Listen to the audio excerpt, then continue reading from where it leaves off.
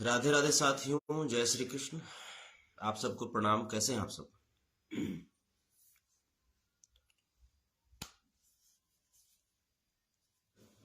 जैसा कि आज सुबह से मुझे लगातार जो कॉल आ रहा है और मुझे जानकारी मिल रही है कि बिहार के सारण जिला अंतर्गत, जो कि अभी जिसको हम छपरा बोलते हैं, वहाँ माझी विधानसभा के मुबारकपुर में कुछ जातीय उन्माद भड़का है। हालांकि कुछ लोगों ने जो फेसबुक पे पोस्ट किया है उसके अनुसार ऐसा लग रहा है कि कुछ लोग इसमें हताहत भी हुए हैं, कुछ लोगों की जान भी गई है और कुछ लोग जो है वो घायल अवस्था में अभी पीएमसीएच में इलाजरत है। उनकी इलाज पीएमसीएच में की जा रही है। ये जो जातीय जो उन्माद जो भड़का है फेसबुक पोस्ट के अनुसार, ये राजपूत समाज वर्सेज यादव समाज के बीच ये उन्माद है। हालांकि मैंने अभी कुछ देर पहले वहाँ के एसपी साहब को भी मैंने कॉल लगाया, वो कॉल नहीं लग पाया। मैंने 2 बार प्रयास किया कॉल लगाने का, लेकिन कॉल लग नहीं पाया। उसके बाद फाइनली मैं अभी आया हूँ लाइव, क्योंकि जैसा कि गांव से फोन आ रहा है कि गांव में बहुत तनाव का माहौल है और कुछ जो लोग हैं खास करके इस घटना को जातीय रंग देने की कोशिश कर रहे हैं। खास करके कुछ संगठन हैं जो कि इस घटना को जातीय रंग देने की कोशिश में लगे हुए हैं। अपनी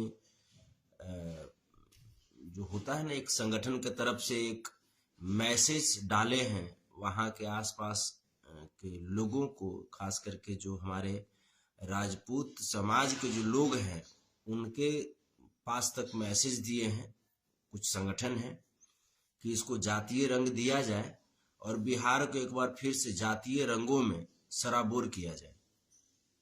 ऐसी कुछ कोशिश की जा रही है, लेकिन मैं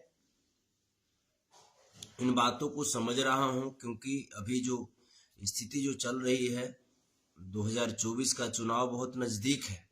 भाजपा के पास कोई मुद्दा है नहीं चुनाव लड़ने के लिए। देखिए इसका लिंक कहां से है। भाजपा के पास कोई मुद्दा नहीं है चुनाव लड़ने के। तो इस तरह की जातीय उन्माद, जातीय नफरत की भावना, सांप्रदायिक दंगे, सांप्रदायिक हिंसा वो लोग करा सकते हैं और वो करा रहे हैं। इसमें वो सफलता प्राप्त करके और वो कोशिश करेंगे कि आपस में मतभेद करा करके और अपने तरफ लोगों को मोड़ सके। ताज्जुब मुझे इस बात का हो रहा है कि जो वहाँ के स्थानीय प्रशासन है वो बहुत ज़्यादा एक्टिव नहीं है। इस बात का मुझे ताज्जुब है, आश्चर्य है, क्योंकि जहाँ तक मुझे जानकारी मिली है कि जो वहाँ के स्थानीय जो मुखिया जी हैं, विजय कुमार यादव जी, उनके पिताजी की हत्या शायद आज के 1 साल पहले कर दी गई थी और उनके पिताजी की हत्या के बाद ये जो चंद जो बदमाश हैं जिनको जैसे मार गिराया गया है, वो चंद बदमाश भी विजय कुमार यादव जी की हत्या के इरादे से, जैसा कि मुझे, मैं कंफर्मेशन कोई बात नहीं बोल रहा हूँ, लेकिन जैसा कि मुझे खबर आ रहा है फोन पे, लगातार एक ही बात लगातार आ रहा है। और जब एक ही बात लगातार जब आ रहा हो तो जाहिर सी बात है कि बात में कुछ दम होगा। तो ये लोग भी जैसे उनके हत्या के इरादे से शायद आए थे उनके मुर्गी फार्म पे, ऐसी ही कुछ बातें हमारे पास तक आ रही है, जिसके बाद ये घटना भड़का और घटना भड़कने के बाद आज ये रूप ले लिया। तो यह एक व्यक्तिगत मामला है, ना कि पूरे राजपूत समाज और ना तो पूरे यादव समाज का मामला है। लेकिन इसमें जो संगठन है वो राजपूत समाज के लोगों को भड़का रहा है कि यह एक जातिगत मामला है। तो मैं उनसे स्पष्ट में कह देना चाह रहा हूं कि अगर वो इस तरह के व्यक्तिगत मामले को अगर जातीय रंग देने का प्रयास करेंगे तो हम भी कोई ऐसा नहीं है कि आराम से पलने में सोने वाले बच्चे हैं। मैं आपको स्पष्ट बता दूं कि अगर आप इस व्यक्तिगत मामले को, इस व्यक्तिगत मुद्दे को अगर जातीय और सामाजिक मुद्दा बनाने का प्रयत्न करेंगे तो मैं दोहरा रहा हूं अपने शब्दों को कि हम भी कोई पालने में सोने वाले बच्चे नहीं हैं। इसलिए बेहतर होगा कि आप इन चीजों को प्रशासन पे छोड़ दीजिए। न्याय व्यवस्था है, कानून है, कानून व्यवस्था पे रहने दीजिए। संविधान है हमारे यहाँ, संविधान पे रहने दीजिए। और इस तरह की चीजों को हमारे अभी नए नवेले डीजीपी साहब बने हैं, आरएस भट्टी साहब पे छोड़ दीजिए। और जो होगा दूध का दूध पानी का पानी। हमारे प्रशासन इतने काबिल हैं, हमारे प्रशासन इतने सशक्त हैं कि वो जो भी होगा वो कर लेंगे, वो देख लेंगे। इस पे कोई भी संगठन जो है अगर एक्टिव होंगे तो मैं क्लियर कट में बोल रहा हूं कि अगर आप एक तरफ जातीय उन्माद भड़काने का प्रयास कीजिएगा तो आपको मुंह तोड़ जवाब मिलेगा। मैं क्लियर कट में बोल दे रहा हूं, हम लोग भी दूध पीते बच्चे नहीं हैं और मुंह में उंगली लगा करके बोलने पे मजबूर मत करवाइए। जैसा कि आप लोग वहां मुखिया जी के गांव में जाकर के, मुखिया जी के गांव की स्थिति भी हमको मालूम चला है कि वहां जाकर के वहां के ऐसे महिलाओं को आप प्रताड़ित कर रहे हैं, वहां जैसे आगजनी कर रहे हैं, घरों को तोड़ रहे हैं, घर के दरवाजे आप लोग तोड़ रहे हैं। ये बहुत मुश्किल हो जाएगा। आप लोग शांति बनाइए। मैं लगातार टेलीफोन के माध्यम से भी मैं बात कर रहा हूं, मेरे पास फोन आ रहे हैं। फाइनली मुझे ये लाइव आना पड़ा ताकि आप लोग भी हमारी बातों को सुन सकें। मैं क्लियर कट में स्पष्ट कर रहा हूं, फिर आप लोग ये नहीं कहिएगा कि हाँ हम लोग शांति जैसे बहाल करने या शांति व्यवस्था का हम लोग अपील नहीं किए। मैं जितने भी हमारे राजपूत समाज के भाई हैं, मैं उनसे स्पष्ट मेरी एक विनम्र रिक्वेस्ट है कि आप इस व्यक्तिगत मामले को आप जातीय रंग नहीं दीजिए।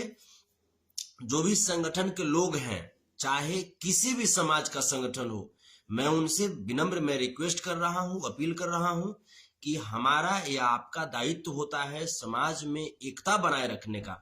समाज में जो अगर कहीं से मतभेद हो रहा हो उस मतभेद को मिटाने का और समाज में सौहार्दपूर्ण और शांतिपूर्ण व्यवस्था कायम कराने का, अपने अपने समाज का विकास कराने का। इसका मतलब ये नहीं है कि व्यक्तिगत मामले को आप जातीय रंग दे दीजिएगा, सामाजिक रंग दे दीजिएगा और उसको दंगा भड़का करके।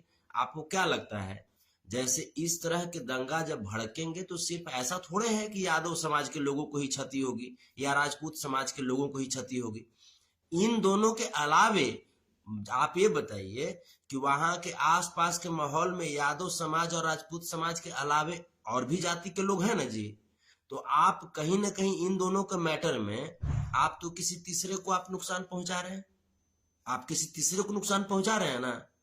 और रही बात, आप जब वहां के विजय कुमार यादव जो हैं वो एक जनप्रतिनिधि हैं और आप एक जनप्रतिनिधि के पास आप जाइएगा गोली बंदूक लेकर के, तो आखिर क्या करेगा वहां का लोग जो होंगे, वहां का लोग आखिर इस तरह की चीजें हैं तो कानून पे छोड़ दीजिए ना, कानून पे रहने दीजिए, कानून अपना काम करेगी। उसके बाद गवाही लेंगे ना, कोर्ट में जाकर गवाही होगा, जो दूध का दूध पानी का पानी होगा वो फैसला होगा।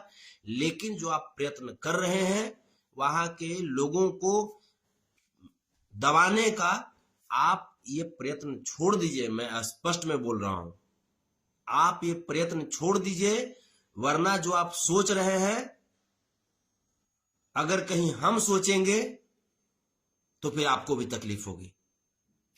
इसलिए मेरी विनम्र रिक्वेस्ट है, ये मैसेज आप लोग उन लोगों तक पहुंचा दीजिए, ये मैसेज मेरी उन लोगों तक पहुंचा दीजिए जिनके भी घर में इस तरह की घटना हुई है। उन लोगों से मैं कहना चाहता हूं कि आप कानून का सहारा लीजिए। ऐसा नहीं आपको याद होगा कि जब भी बातें हुई थी, जैसे आप याद कीजिए ना, कटिहार का मामला आप याद कीजिए। कटिहार का मामला में क्या हुआ था? कटिहार के मामला में ऐसा तो नहीं ना था कि कोई लोग चले गए थे उसके गांव में जाकर के आगजनी कर रहे थे या ये कर रहे थे वो कर रहे थे, ऐसा तो नहीं हुआ था। ऐसा तो नहीं हुआ था ना। हम भी जो भी था अपनी बातें हम रख रहे थे, हम सोशल मीडिया के माध्यम से, चाहे अनपार्लियामेंट्री ही बातें हों, लेकिन सोशल मीडिया के माध्यम से रख रहे थे। फाइनली कानून ने अपना काम किया। कानून व्यवस्था है ना जी, कानून ने अपना काम किया और जो भी था वो किया गया। तो आप भी कानून पे भरोसा रखिए। खास करके जो बिहार के जो नए डीजीपी साहब जो बने हैं, आर एस भट्टी साहब, उनसे हम सभी लोगों को उम्मीद है, और वो इतने तेज तर्रार प्राधिकारी हैं कि वो अपना कार्य मुस्तैदी से कर लेंगे। इसलिए आप सब धैर्य बना करके रहें, शांति व्यवस्था कायम रखें, और जो भी कहनी है आप अपनी बातों को रखिए, सोशल प्लेटफॉर्म पे रखिए, कहीं भी रखिए, आप आवेदन दीजिए। जो भी जितनी मुस्तैदी से, जितनी स्पष्टता से जांच करानी है वो आप लोग जांच करवाइए। अगर सोचिएगा कि घर को तोड़ देंगे और औरत को अगर बेइज्जत करेंगे, तो मैं आपको बता देता हूं कि आपकी ये जो भावना है, ये जो आपके घिनौने कार्य हैं, वो आपको बहुत मुश्किल में डाल सकते हैं।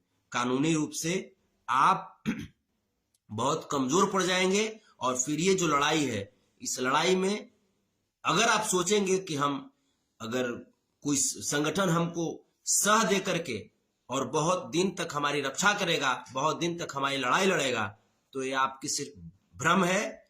अगर आप किसी संगठन से अगर प्रेरित हैं, तो हमारे यादव समाज का भी संगठन है, और उस संगठन का मैं खुद राष्ट्रीय अध्यक्ष हूं। और अपने संगठन के राष्ट्रीय अध्यक्ष तो बाद की चीज है, मैं अपने समाज का एक सदस्य होने के नाते अगर बातें समाज पे आ जाएगी तो मरते दम तक मैं समाज का साथ दूंगा। इसलिए मेरी हाथ जोड़ करके विनम्र रिक्वेस्ट है कि शांति व्यवस्था बहाल कीजिए, और जितने भी जो वहां के जो विद्वान लोग हैं, जो पढ़े लिखे सामाजिक लोग हैं दोनों समाज में, उनसे मेरी अपील है कि वहां की स्थिति को समझें। वहां के जितने भी प्रशासन के लोग हैं उनसे मेरी अपील है कि आप वहां मुस्तैद होइए, और जो कार्य किया जा रहा है उस गांव में उस कार्य को रोकिए, वरना फिर बड़ा मुश्किल होगा। प्रणाम।